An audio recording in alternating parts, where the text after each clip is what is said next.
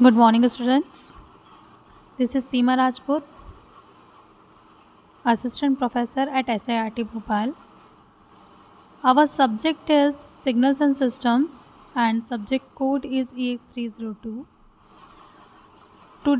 Today's topic is numericals on discrete time signals. Okay. So today I will explain you the numericals, how we can solve the numericals problem of discrete time signals. So evaluate the following summations.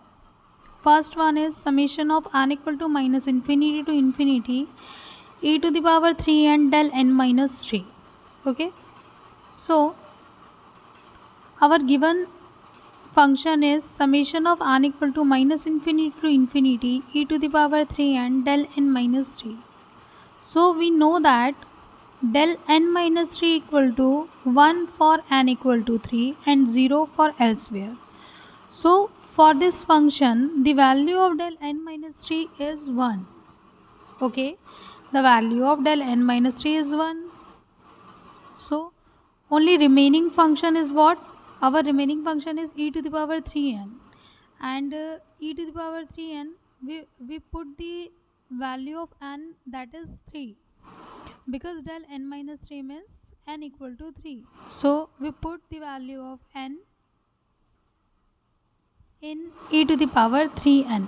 So our summation is what? Our summation is e to the power 9. Okay.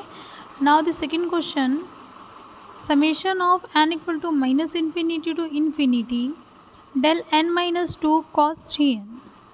Okay. So we know that del n minus 2. Firstly, we solve this function.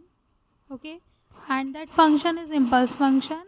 And in this function del n minus 2 means n equal to 2. Okay.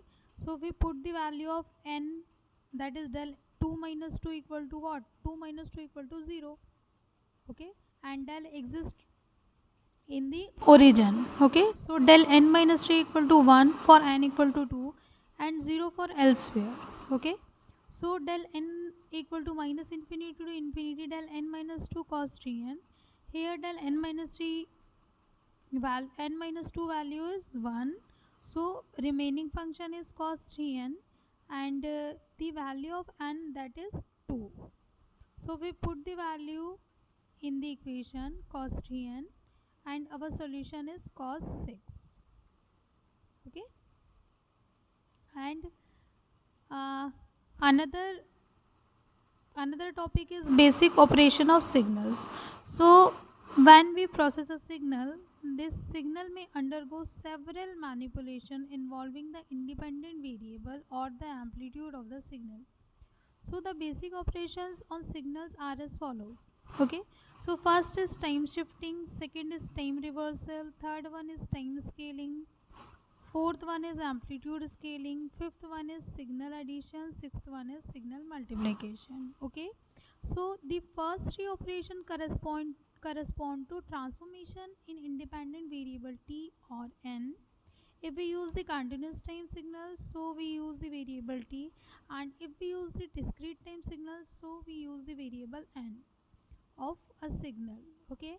And the last three operations correspond to transformation on amplitude of a signal. Okay. So that is the basic operations of signal. So thank you, students. Thank you.